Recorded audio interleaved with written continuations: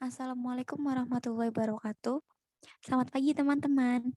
Kita berjumpa lagi dengan mata kuliah akuntansi manajemen dan pada pertemuan kali ini kami dari kelompok 8 akan mempresentasikan hasil diskusi kami mengenai materi perencanaan laba dan penganggaran.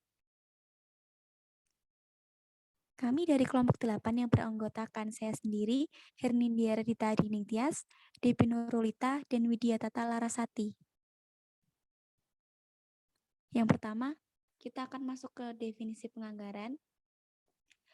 Anggaran merupakan rencana tertulis yang disusun secara sistematis dan detail dalam bentuk angka-angka dan dalam satuan uang atau satuan kuantitatif lainnya, di mana perusahaan menggunakannya sebagai pedoman-pedoman dalam pelaksanaan kegiatan pada periode yang akan datang dan merupakan dasar tujuan untuk pengendalian. Sedangkan definisi penganggaran sendiri yaitu perencanaan yang digambarkan secara kuantitatif dalam bentuk keuangan dan ukuran kuantitatif lainnya.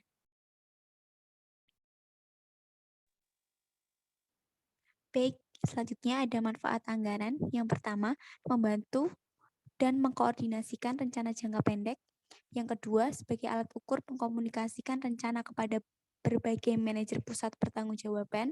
Yang ketiga, memberikan motivasi pada para manajer untuk mencapai tujuan atau sasaran pusat pertanggungjawaban yang dipimpinnya. Yang keempat, alat ukur dalam pengendalian kegiatan yang sedang berjalan. Yang kelima, dasar penilaian presentasi pusat-pusat pertanggungjawaban dan para manajernya. Dan yang terakhir, sebagai alat pendidikan para manajer.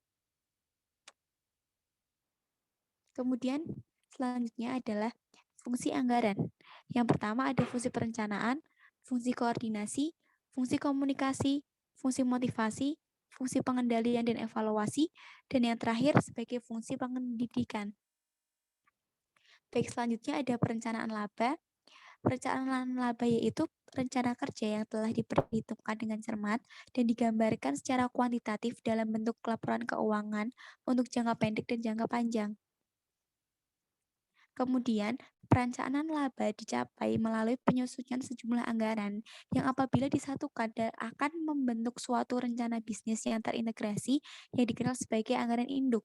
Dan anggaran induk merupakan alat manajemen yang sangat penting yang mengkomunikasikan rencana-rencana manajemen di dalam suatu organisasi, mengalokasikan sumber daya, dan mengkoordinasikan aktivitas.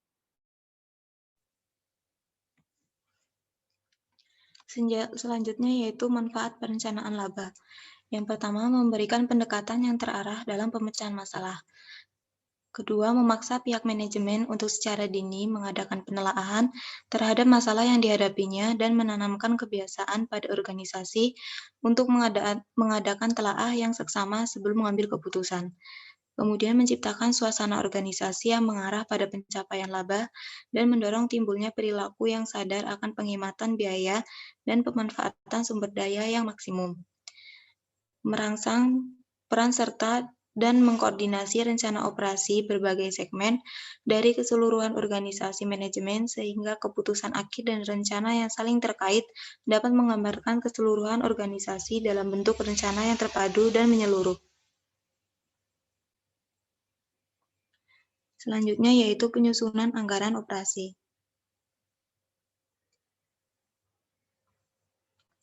Penyusunan anggaran merupakan proses akuntansi dan juga proses manajemen. Dari segi proses akuntansi, penyusunan anggaran merupakan studi terhadap mekanisme, prosedur untuk merakit data, dan format anggaran. Dari segi proses manajemen, penyusunan anggaran merupakan proses penetapan peran tiap manajer dalam melaksanakan program atau bagian program. Anggaran biasanya berjangka waktu 1 tahun dan dirinci untuk setiap semester atau triwulan atau setiap bulan selama tahun yang bersangkutan.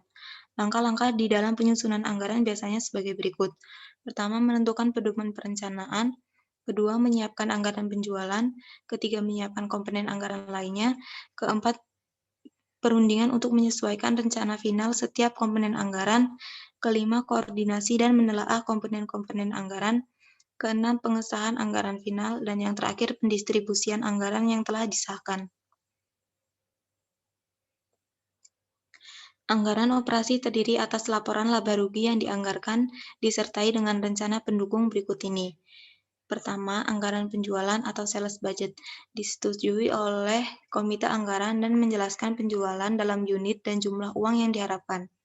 Karena anggaran penjualan adalah dasar bagi seluruh anggaran operasi dan lainnya, dan sebagian besar anggaran keuangan, maka sangat penting untuk membuat anggaran penjualan seakurat mungkin. Anggaran produksi atau production budget menjelaskan berapa banyak unit yang harus diproduksi untuk memenuhi kebutuhan penjualan dan untuk memenuhi kebutuhan persediaan akhir. Untuk menghitung unit yang akan diproduksi, penjualan unit dan unit persediaan barang jadi awal dan akhir diperlukan. Unit yang akan diproduksi sama dengan unit penjualan yang diharapkan ditambah unit persediaan akhir yang diinginkan dikurangi persediaan awal.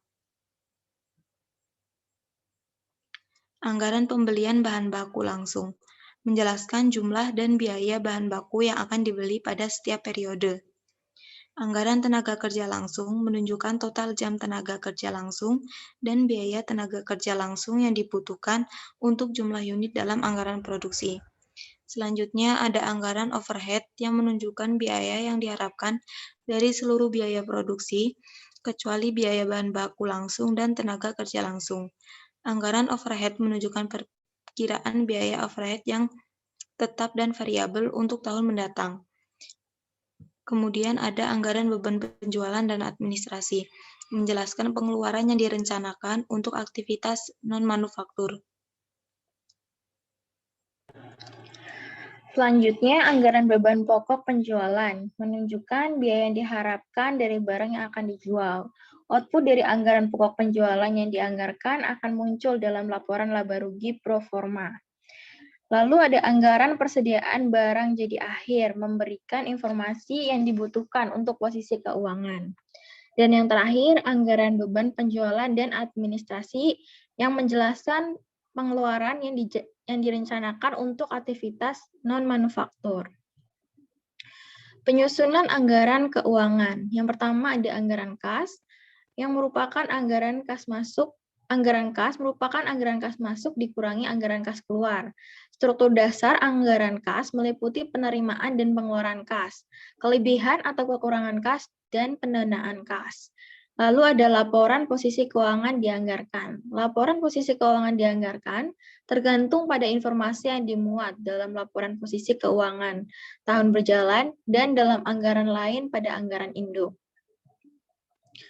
Revisi anggaran. Anggaran suatu perusahaan disusun berdasarkan asumsi-asumsi bahwa kondisi tertentu akan berlaku selama 1 tahun anggaran. Jika kondisi sesungguhnya ternyata berbeda dengan yang diasumsikan, maka timbul pertanyaan, apakah anggaran yang telah disahkan perlu direvisi? Terdapat 2 pendapat yang saling bertentangan sebagai berikut. Yang pertama, tidak perlu revisi anggaran, dan yang kedua ada perlu revisi anggaran. Menggunakan anggaran untuk evaluasi kerja. Anggaran adalah alat pengendalian yang berguna. Akan tetapi, 2 pertimbangan utama harus diperhatikan agar dapat digunakan dalam evaluasi kinerja. Pertama adalah menetapkan bagaimana jumlah yang dianggarkan seharusnya dibandingkan dengan hasil aktual. Pertimbangan kedua yaitu melibatkan dampak anggaran atas perilaku manusia. Anggaran statis dan anggaran fleksibel. Anggaran statis atau anggaran induk yang dikembangkan oleh Texas Rex merupakan anggaran untuk aktivitas tertentu. Bagi Texas Rex, anggaran dikembangkan berdasarkan prediksi penjualan tahun sebanyak 5.700 kasus. Karena anggaran statis bergantung pada aktivitas tertentu. Anggaran statis ini tidak terlalu berguna untuk menyiapkan laporan kinerja. Lalu ada anggaran fleksibel, anggaran yang memungkinkan suatu perusahaan menghitung perkiraan biaya dalam suatu tingkat aktivitas, disebut sebagai anggaran fleksibel atau flexible budget. Kunci untuk penganggaran fleksibel ialah pengetahuan atas biaya tetap dan variabel. Berikut 2 penganggaran fleksibel. Yang pertama, penganggaran untuk tingkat aktivitas yang diharapkan. Anggaran ini dapat membantu para manajer mengatasi ketidakpastian dengan melihat hasil yang tidak diharapkan dari berbagai tingkat aktivitas. Yang kedua, penganggaran untuk tingkat aktivitas aktual. Jenis anggaran fleksibel ini digunakan sebagai fakta untuk menghitung biaya pada tingkat aktivitas aktual seharusnya.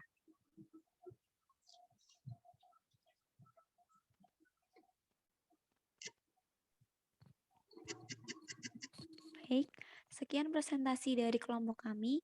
Semoga melalui video presentasi kali ini dapat bermanfaat dan menambah pengetahuan teman-teman mengenai materi perencanaan laba dan penganggaran mata kuliah akuntansi manajemen. Mohon maaf atas kekurangan materi dan penyampaian yang kami sampaikan. Terima kasih sudah menyaksikan.